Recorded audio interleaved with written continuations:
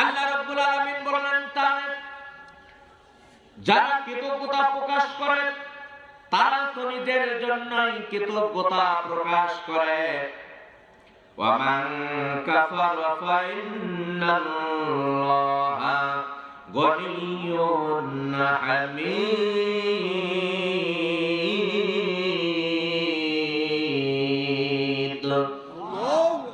আল্লাহ রাব্বুল আলামিন বলেন, ওয়ামান কাফারা, আর যারা কুফরি করলো, অস্বীকার করলো,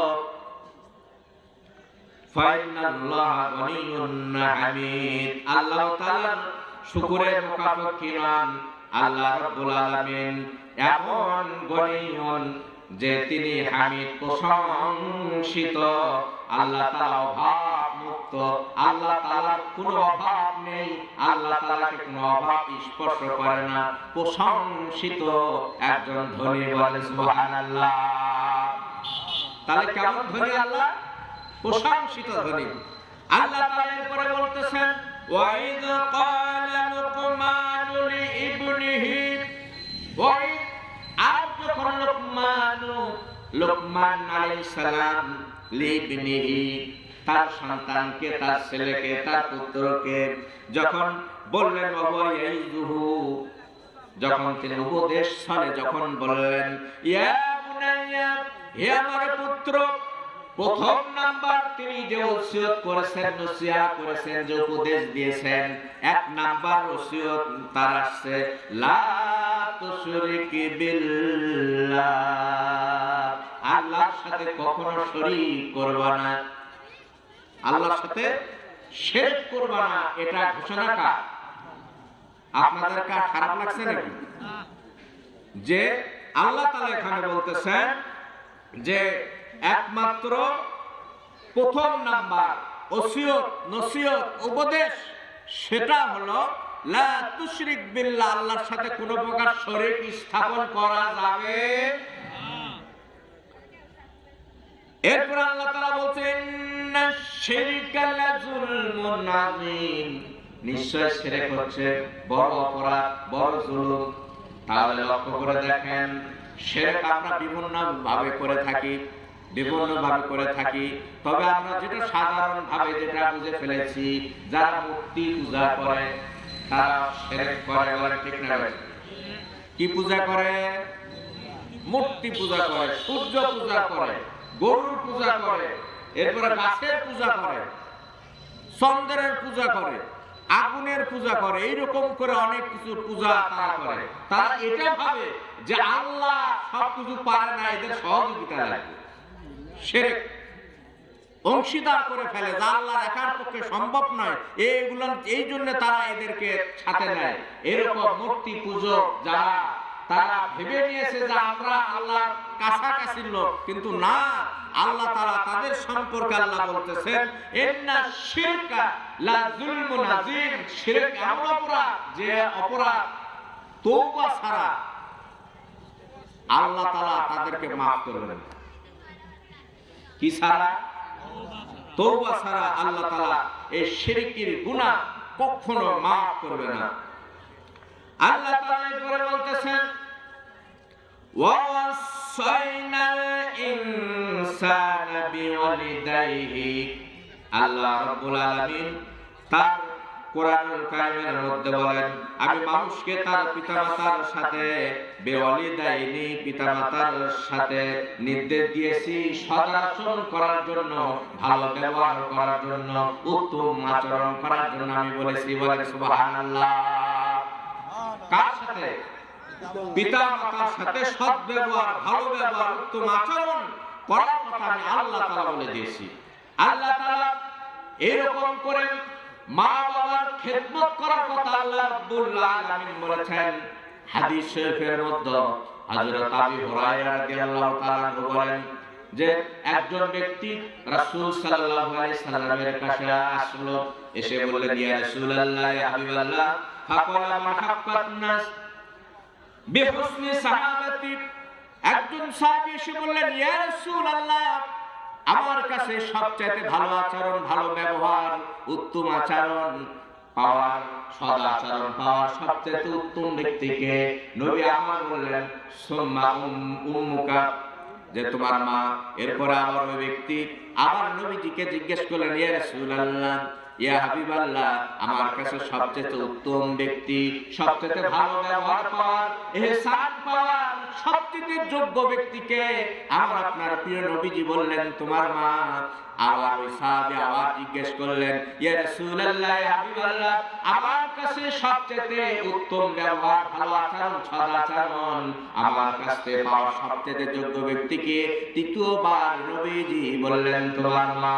আবার নবীজিকে লক্ষ্য করে ওই সাহাবী আবার বললেন, ইয়া রাসূলুল্লাহ, ইয়া হাবিবাল্লাহ, আমার কাছে সবচেয়ে উত্তম ব্যবহার, সদাচরণ পাওয়ার যোগ্য ব্যক্তিকে?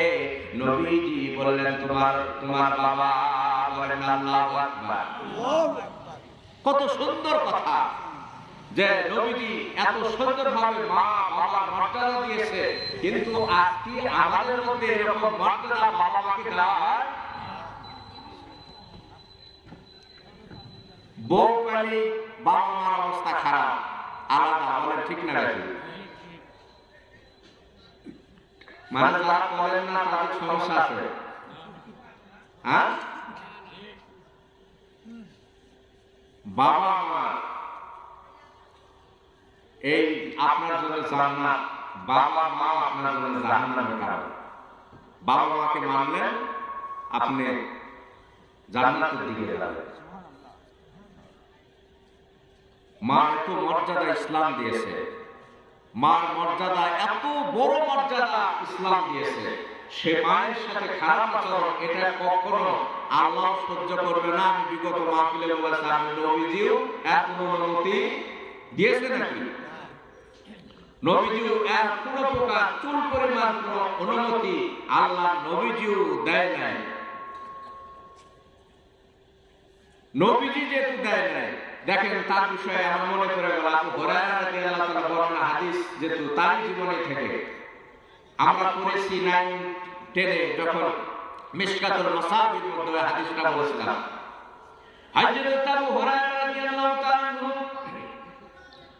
মুসলিম হয়েছে, এই বিষয়টা তার মা মেনে নিতে পারে নাই।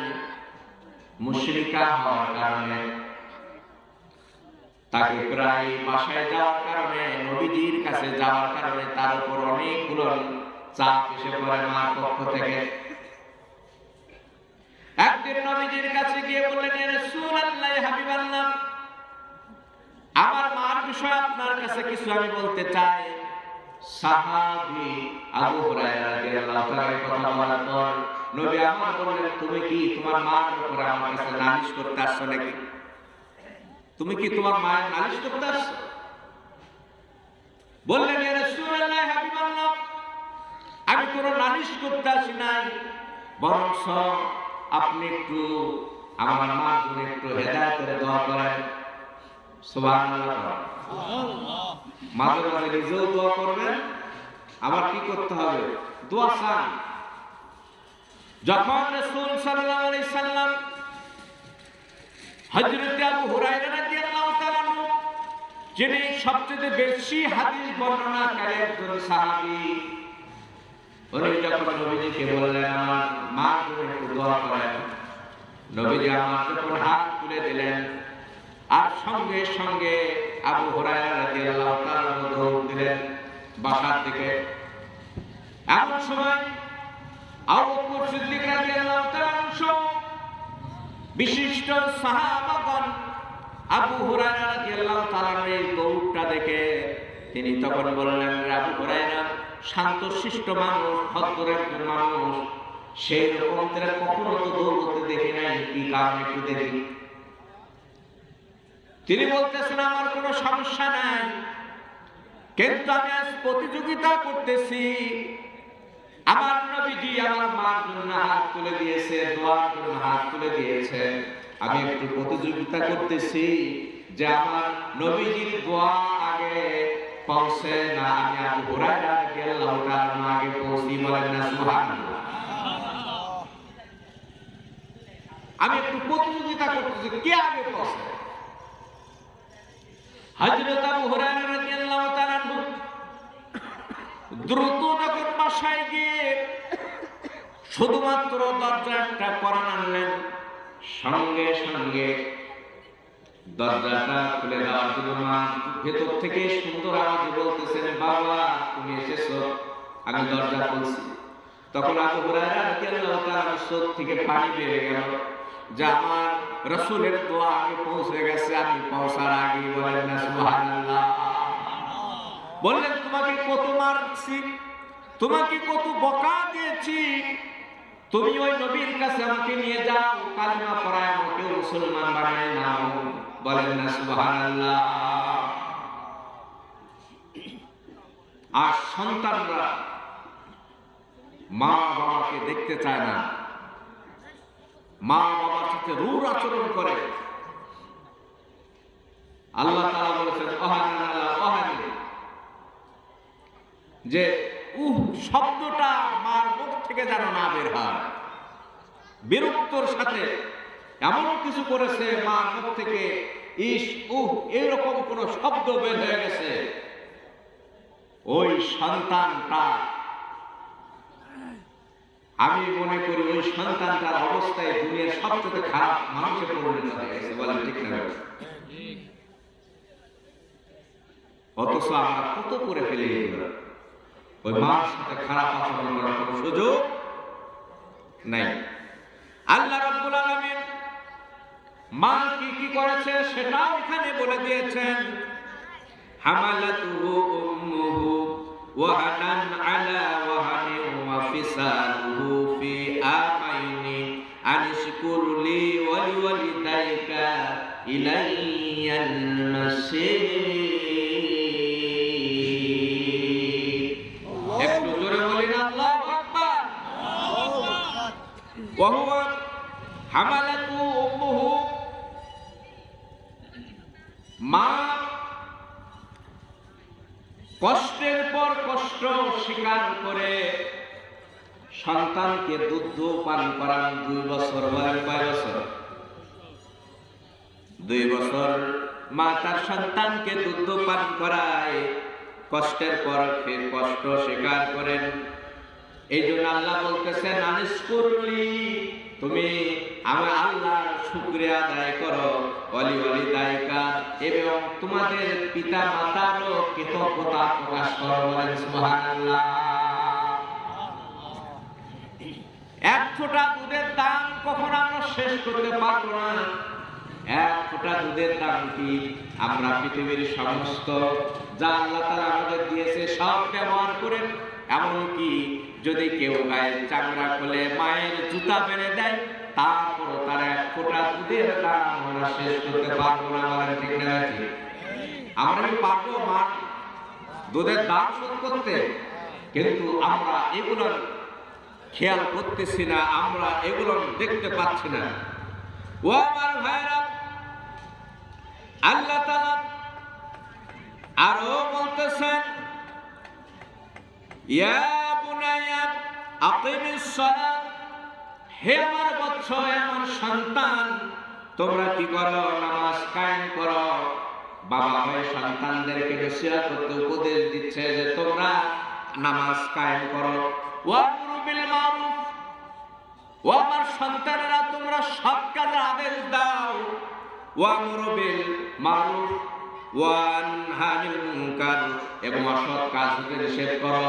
ওয়াসবির আলা মা সাবাকা ইন্না যালিকা মিন আজমিল উমুর।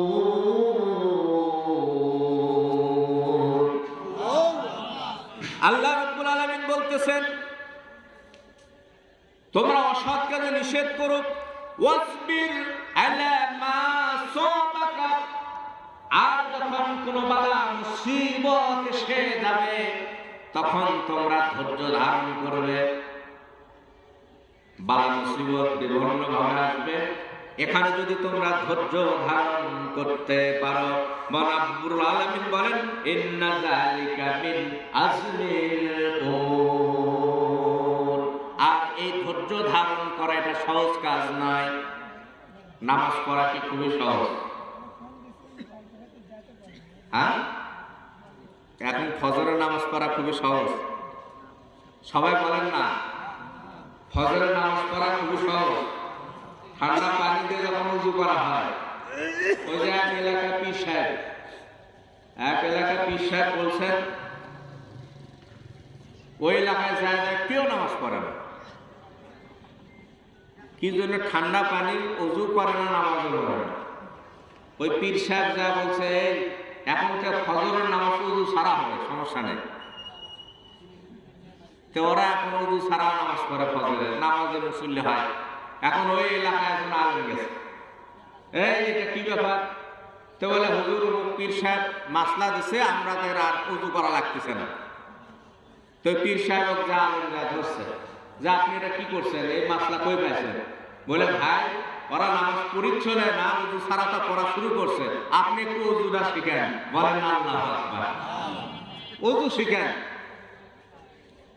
তো আমাদের এখন শীতকাল, এই সময় নামাজের সময় ওযুর বিষয়টা নিয়ে অনেকে বিছনায় খালি মুসলমান আসর মারে।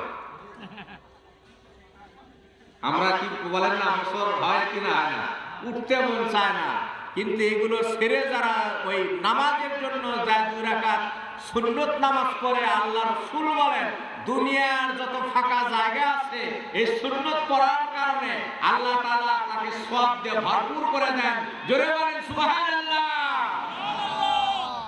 কি বড় নিয়ামত! তাহলে ফজরের ফরজ নামাজের কত মর্যাদা! বাবা হয়ে লোকমান হাকিম তার সন্তানদেরকে উপদেশ দিলেন কি, আকিমুস সালাত, তোমরা নামাজ কায়েম করো। এরপরে বললেন তোমরা সৎ কাজে আদেশ দাও, অসৎ কাজের নিষেধ করো। আর আমরা তখন বলি যে বাবা দিন সময় খারাপ, পরিস্থিতি খুবই খারাপ, এখন বললেন অসৎ কাজে নিষেধ বলা যাবে না, বললে বিপদ আছে। বলেন ঠিক না বেশি? অনেক পালেন বলে, হাজি সাহেব বলে আমরা একবারে শান্তিপ্রিয় মানুষ বাবা, আমরা ওলের মধ্যে নেই, যা করে করুক, রাশে খাবো নিরাশে ঘুমাবো। বলেন ঠিক না বেশি?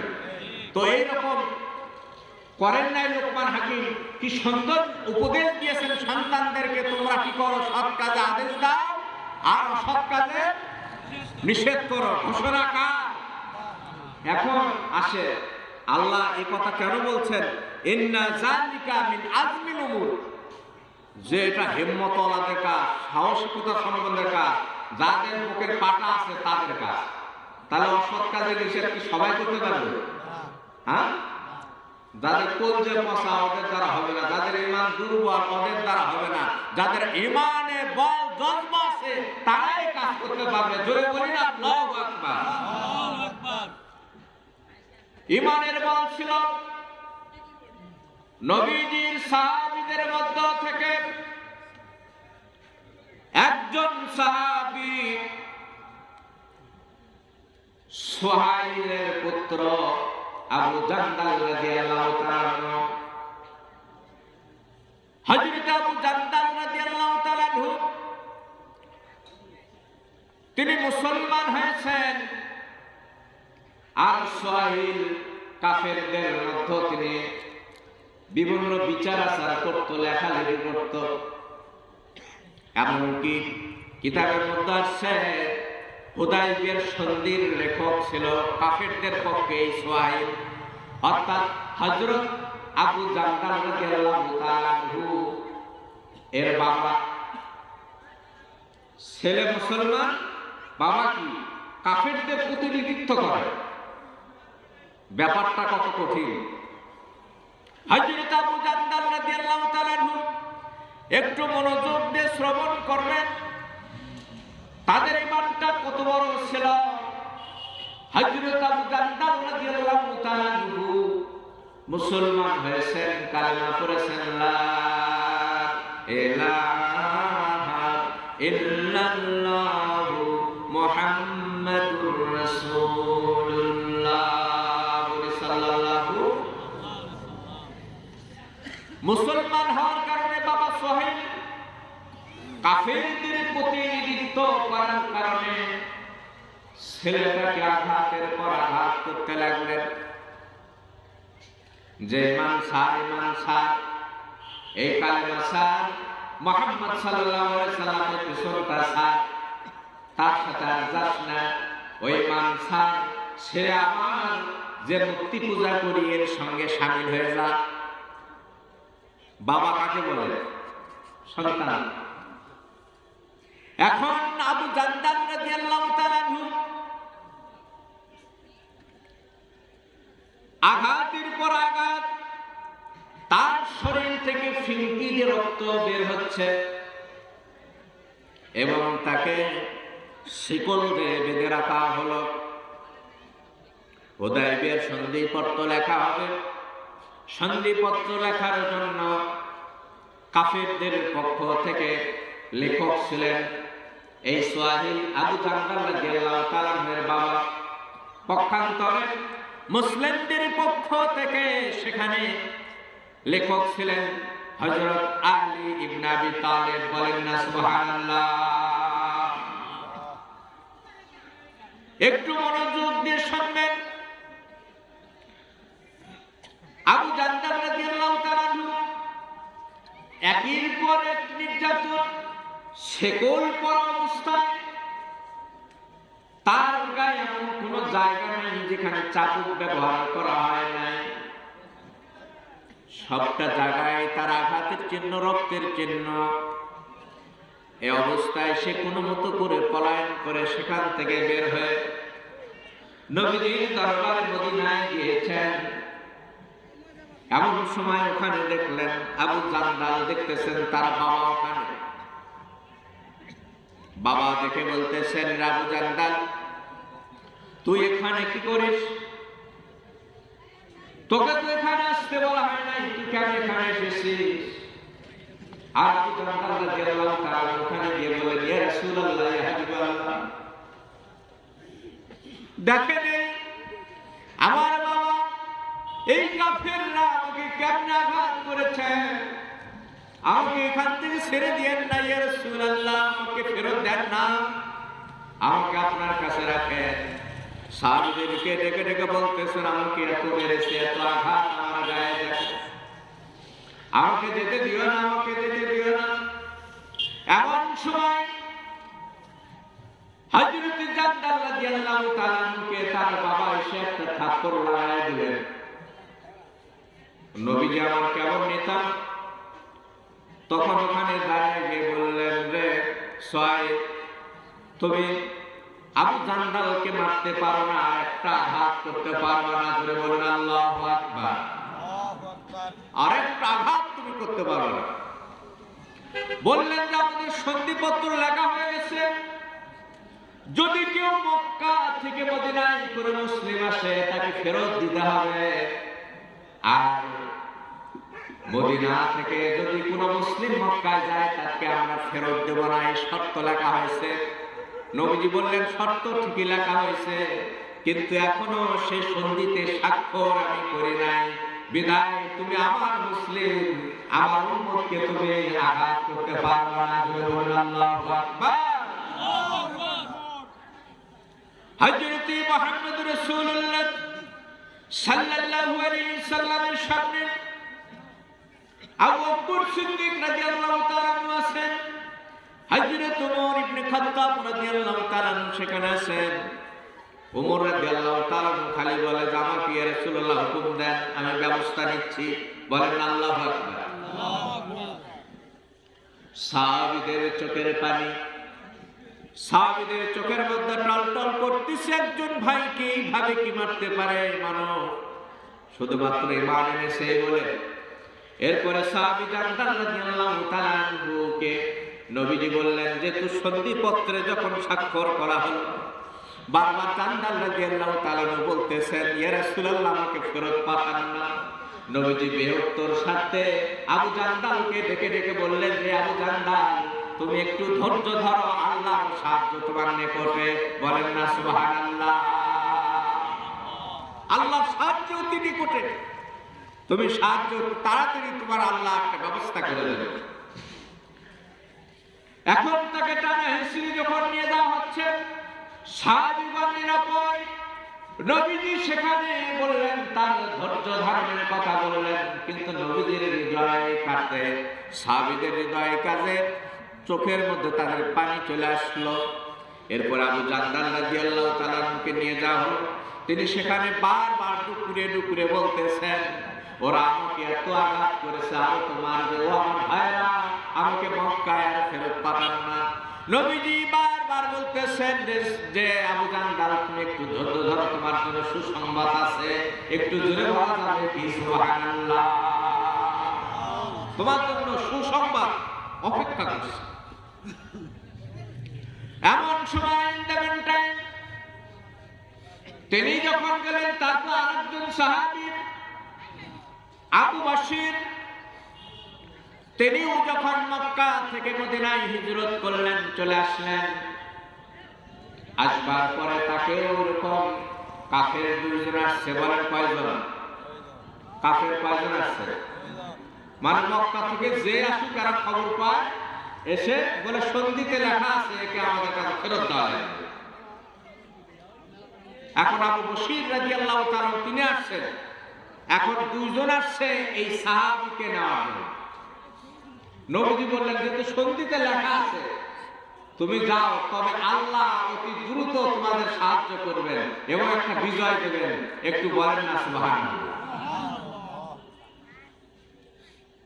এখন পথের মধ্যে দুইজন নিয়ে যাচ্ছে একজনকে। পথের মধ্যে গিয়ে আবু বশির রাদিয়াল্লাহু তাআলা একজনকে বলতেছে, তোমার হাতে যে তরোয়াল দেখতেছি,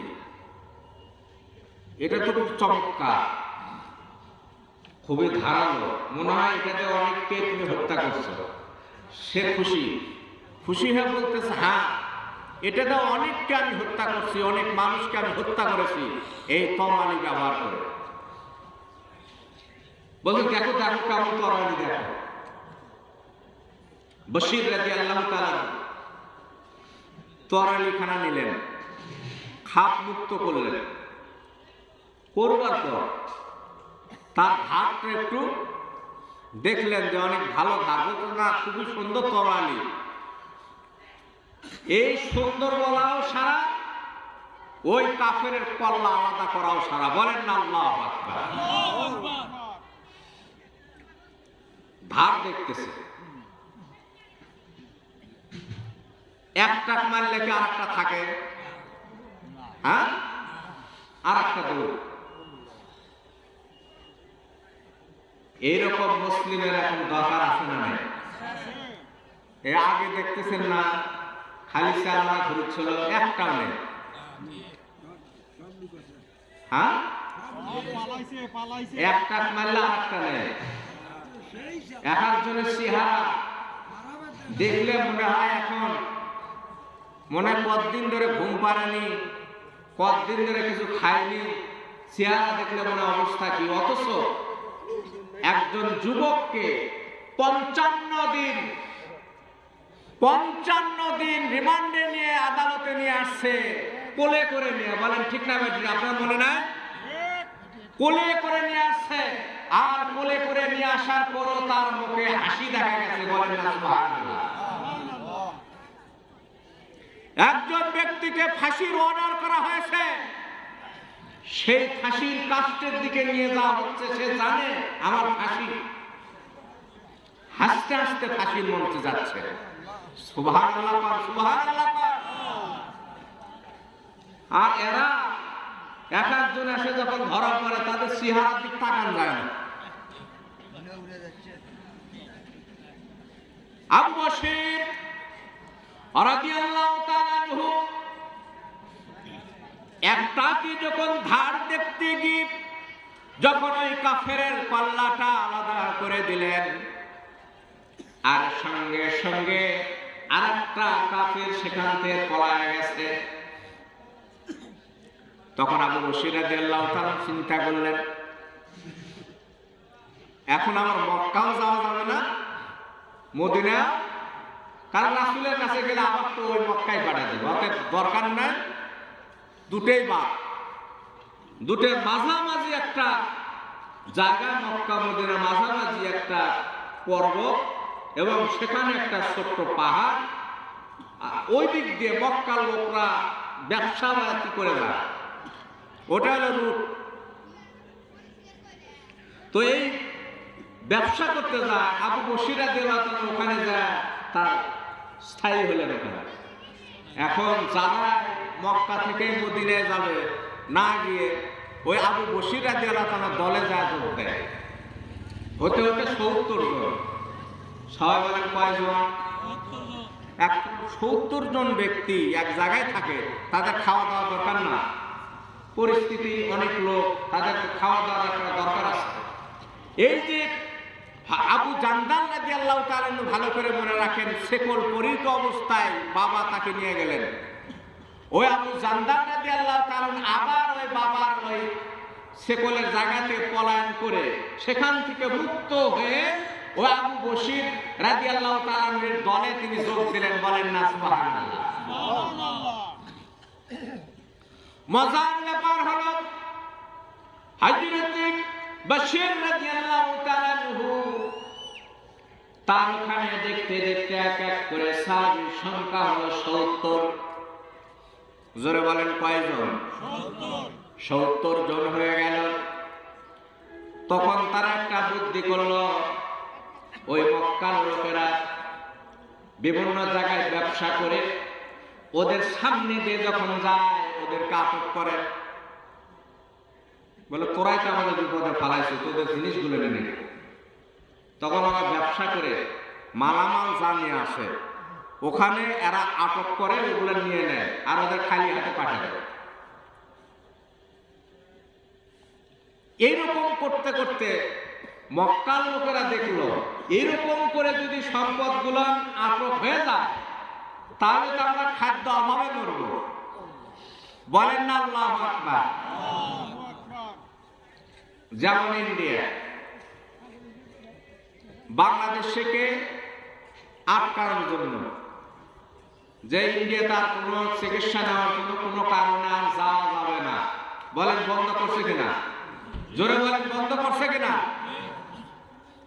বন্ধ করার কারণে আর কেউ যাচ্ছে না ওই পারে চিকিৎসার জন্য, কেউ যাচ্ছে না ওদের হোটেল রেস্টুরেন্ট চিকিৎসালয়, এগুলোতে রুগী আর বেশি হচ্ছে না, ওদের খাওয়া দাওয়া কমে গেছে। আমি ভিডিওতে দেখলাম এমন অবস্থা, ওরা কাকুতি মিনতি শুরু করে দিয়েছে, বাংলাদেশের রুগী যদি ওই দেশে না যায় ওরা না খেয়ে মরবে। বলেন না আল্লাহু আকবার।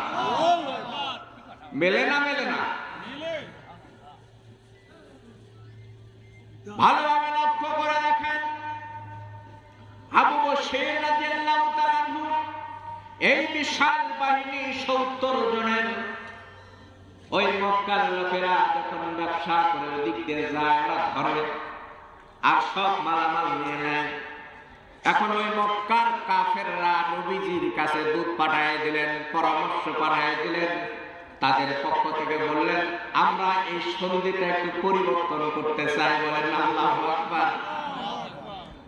যারা সন্ধি মানে না, মানে সন্ধিটা এত কঠোর করছে, মক্কা থেকে মদিনায় গেলে মক্কায় ফেরত দিতে হবে, আবার মদিনার থেকে কেউ যদি মক্কায় যায় তাকে ফেরত দেওয়া লাগবে, বলে এই শর্ত আমরা মানি না, এটা বাতিল করা হবে।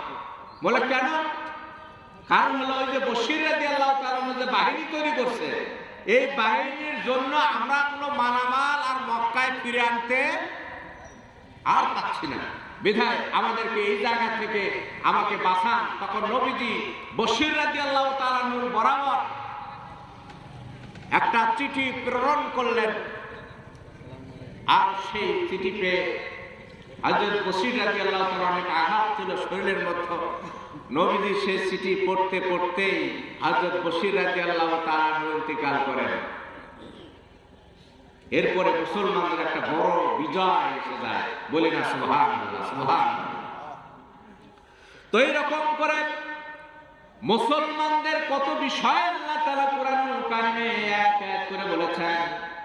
বলুন তো ওইরকম ঈমানের আমাদের দরকার আছে কিনা? ওইরকম ঈমান আমাদের অর্জন করতে হবে।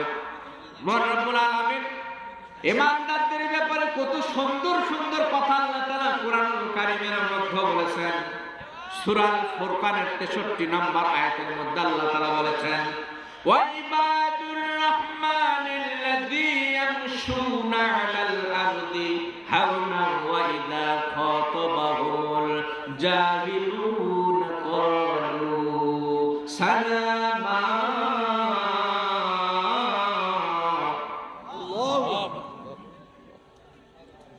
আপনারা কি শিখে গেলেন? হ্যাঁ, একটু একটা তাকবীর ধারণ তো একজন দেখি, যে কোনো একজন তাকবীর ধারণ দেখি। তাকবীর ধারণ লোক নাই? হ্যাঁ, নারায়ে তাকবীর। এটা তো খিস্ত্রি মার্কা হলো, একটু আর একটু জোর দেন। নারায়ে তাকবীর। আল কোরআনের আলো সংসদে জালো, নারায়ে তাকবীর। সম্মানিত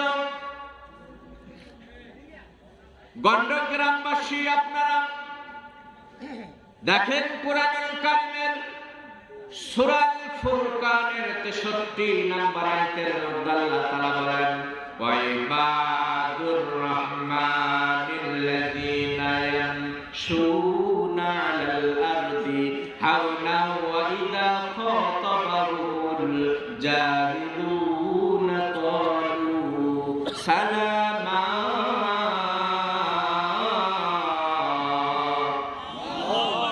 আল্লাহ রাব্বুল আলামিন বলেন, রহমানের বান্দা তো তারাই, রহমানের বান্দা,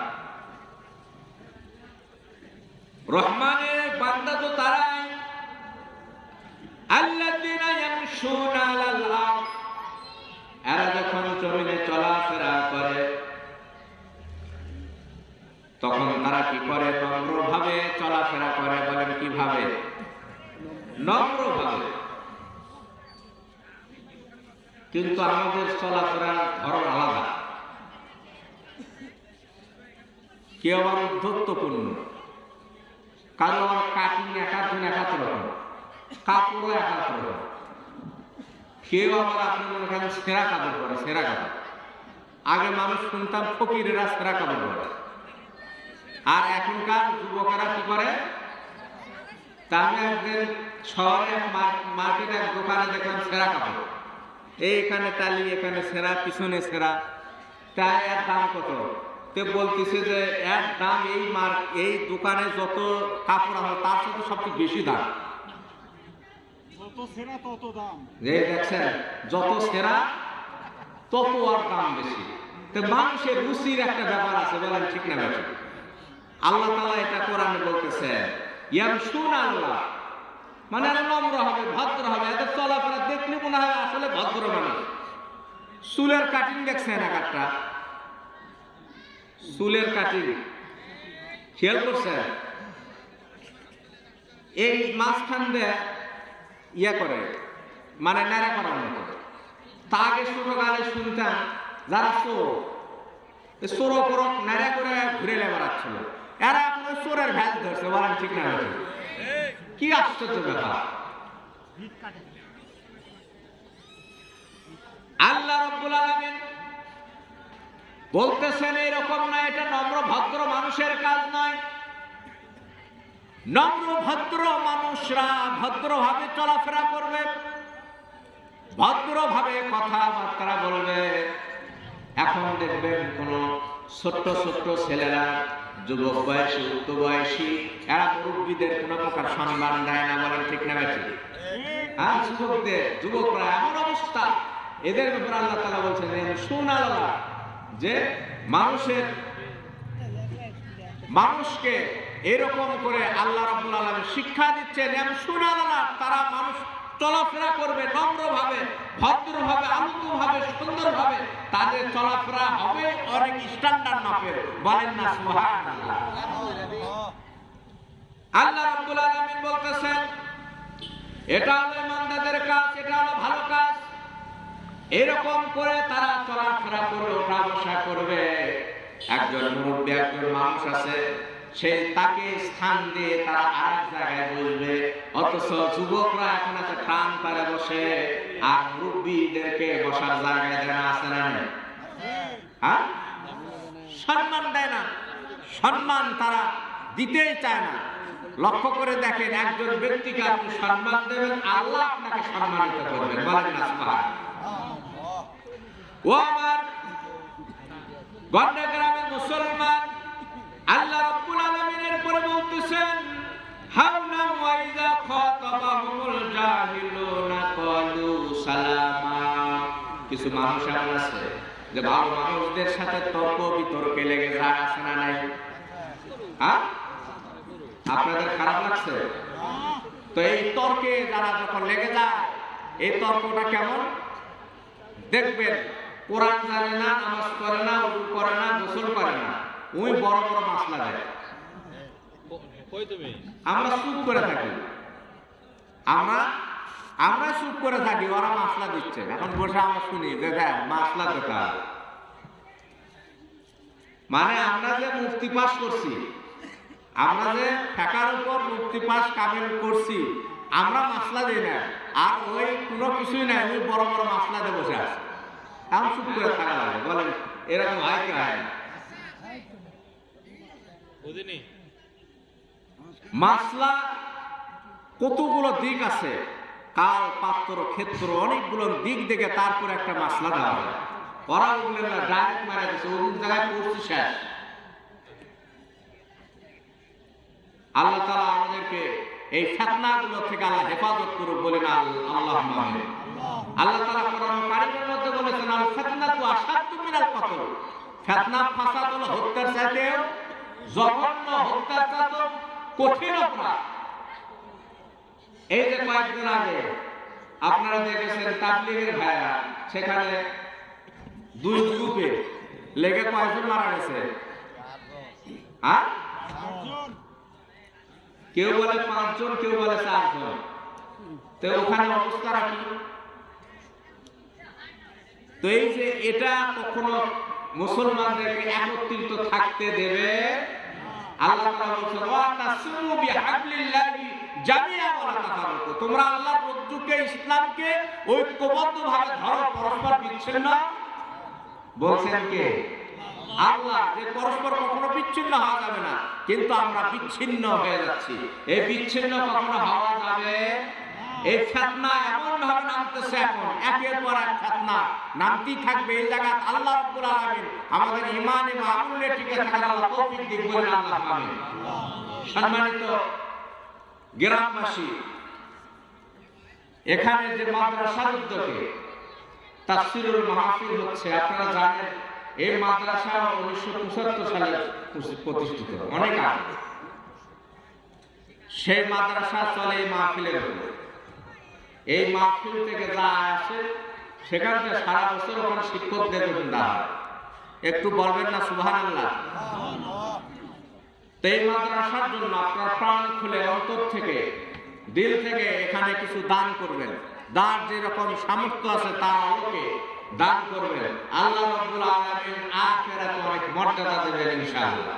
অনেকের বাবা মা, অনেকের অনেক কেউ মারা গেছে, তারা তো আমার হারুন চাচা উত্তরপাড়া হারুন চাচা, তিনি সাবেক এই মাদ্রাসার সেক্রেটারি ছিলেন। আল্লাহ তাআলা তার এই 5,000 টাকা দান করছেন, আল্লাহ তাআলা তার দান কবুল করুক। জোরে বলেন মারহাবা, জোরে বলেন না মারহাবা, নারায়ে তাকবীর। আমরা হারুন কাকার জন্য একটু দোয়া করি, আল্লাহ তাআলা তার দোয়া, তার জন্য দোয়া করব। আরেকজন আমাদের গন্ডগ্রাম সারাকান্দি পাড়ার বস করে পায়, নাম কি? হ্যাঁ, বস। ওই এলাকার যুবকরা, ছেলেপেলে সবাইকে বস করে বলে। এই বস, সে 500 টাকা দান করেছে, আল্লাহ তাআলা তার দান কবুল করুক, বলেন আল্লাহুম্মা আমিন। জোরে বলে আল্লাহুম্মা আমিন। আসসালামু আলাইকুম। আমার চাচা 200 টাকা দান করেছেন, আল্লাহ তাআলা আমার চাচার এই দানখানা কবুল করুন, বলেন আল্লাহুম্মা আমিন।